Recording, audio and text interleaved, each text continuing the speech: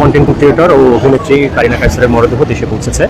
গত শুক্রবার দিবাগত রাতে ভারতের চেন্নাইয়ের একটি হাসপাতালে চিকিৎসাধীন অবস্থায় তিনি মারা যান এবং আজকে কিছুক্ষণ আগে একটি বেসরকারি এয়ারলাইন্সের জাহাজে করে তার মরদেহ দেশে পৌঁছে। এবং দর্শক, আপনারা দেখতে পাচ্ছেন যে ঢাকার হযরত শাহজালাল আন্তর্জাতিক বিমানবন্দরের 8 নম্বর ফটক থেকে তার কফিন বের করা হয়েছে। এবং এখানে কারিনা কাইসারের পরিবারের সদস্যরা যারা রয়েছেন, তার বাবা সাবেক ফুটবলার কাইসার হামিদ, তিনি এখানে উপস্থিত হয়েছেন আমরা দেখেছি। এবং পাশাপাশি তার পরিবারের যারা সদস্য রয়েছেন তারাও এখানে অপেক্ষা করছেন তার মরদেহ গ্রহণ করার জন্য। এখন এখানে বিমানবন্দরের বাইরে যাবতীয় খুঁটিনাটি যে কর্মকাণ্ড রয়েছে, আনুষ্ঠানিকতা, সেই আনুষ্ঠানিকতা সেখানে আনুষ্ঠানিকতা চলছে। এবং এরপরে হচ্ছে যে আমরা যতটুকু পরিবার সূত্রে জানতে পেরেছি, তার মরদেহ নিয়ে যাওয়া হবে বনানী ডিওএইচএস এর বাসভবনে। এবং এরপরে বনানী ডিওএইচএস এর যে মসজিদ রয়েছে, সেই মসজিদে বাদ মাগরিব তার নামাজে জানাজা অনুষ্ঠিত হবে।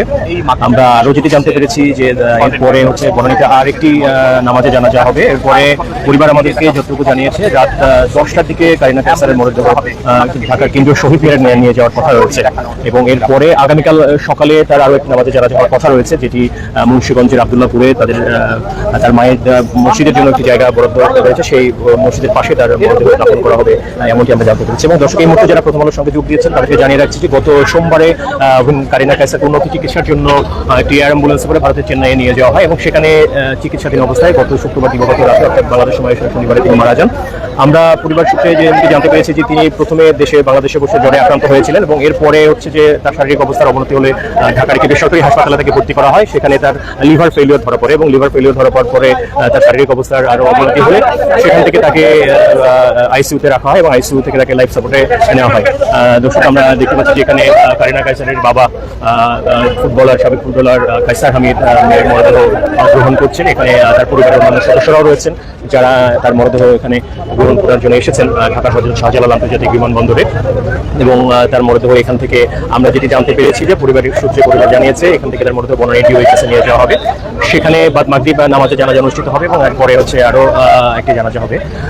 দর্শক, জানিয়ে রাখছি যে কন্টেন্ট ক্রিয়েটর কারিনা কাইসার একজন প্রাণোচ্ছল তরুণ ছিলেন। তিনি তার বয়স 30 হয়েছিল এবং গত সোমবার যখন তাকে নিয়ে যাওয়া হয় ভারতের চেন্নাইয়ে উন্নত চিকিৎসার জন্য, তখন তার বাবা কাইসার হামিদ দেশবাসীর কাছে দোয়া চেয়েছিলেন মেয়ের জন্য। কিন্তু তার বাবা এখন অশ্রুসিক্ত নয়নে মেয়ের মরদেহ গ্রহণ করছেন এবং তিনি কিন্তু যেতে পারেননি মেয়ের সঙ্গে চিকিৎসার জন্য। তার মা, কারিনা কাইসারের মা এবং তার 2 ভাই চেন্নাই গিয়েছিলেন উন্নত চিকিৎসার জন্য। কিন্তু সেখানে যাওয়ার পরে তার ফুসফুসের কার্যকারিতা নষ্ট হয়ে যাওয়ার পরে ফুসফুসের কার্যকারিতা ফিরিয়ে আনার জন্য চিকিৎসকরা চেষ্টা করেছিলেন।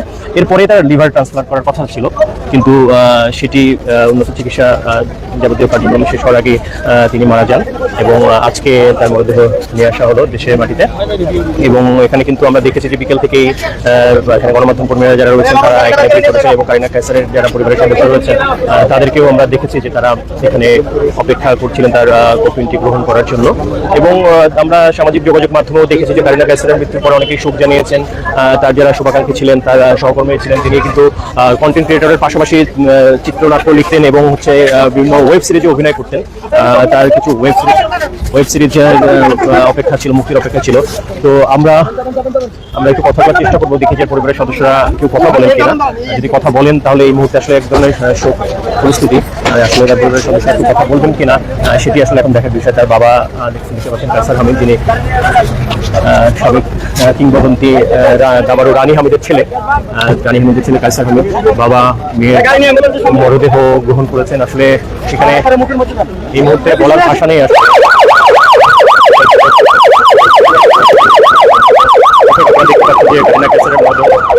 একটি লাশবাহী ফিল্টার ব্যাগ করে নিয়ে যাওয়া হচ্ছে। এবং আমরা যারা এই মুহূর্তে যোগ দিয়েছেন প্রথম আলোর ফেসবুক থেকে, তাদেরকে জানিয়ে রাখছি যে বাদ মাগরিব কারিনা কাইসারের নামাজে জানাজা অনুষ্ঠিত হবে বনানী ডিওএইচএস মসজিদে। এবং এরপরে বনানীতে আরও একটি জানাজা হওয়ার কথা রয়েছে। এরপরে রাত 10টায় কেন্দ্রীয় শহীদ মিনারে তার মরদেহ নিয়ে যাওয়া হবে শ্রদ্ধা নিবেদনের জন্য। তো এই ছিল ঢাকার হযরত শাহজালাল আন্তর্জাতিক বিমানবন্দর থেকে সবশেষ পরিস্থিতি। প্রোফাইল ক্রিয়েশন, একটা প্রোফাইল তো তুমি অন্য মানুষের সাথে দিলে হবে, নাম দেওয়া ফ্রিল্যান্সার মানুষ ঢুকে দেখে যেখানে অন্য একটা ওয়েবসাইট লিঙ্ক করা, ক্লায়েন্ট টাক করতে পারে, কারণ তার প্রোফাইলে অন্য মানুষের লিঙ্ক সে অ্যালাউ না করতে পারে। এবার লোকেশন চাচ্ছে, আপনার লোকেশনটা কি? আমি দিলাম আমাদের দেশের নাম দিলাম, প্রোগ্রামিং আছেন, রাইট? রাইটিং, হ্যাঁ, এটা দিয়ে নেক্সট করে দিলাম। 5টা দেওয়া যায়। আবার বলছে হোয়াট প্রোফাইল ক্রিয়েশন, একটা প্রোফাইল তো তুমি অন্য মানুষের সাথে দিলে হবে, নাম দেওয়া ফ্রিল্যান্সার মানুষ ঢুকে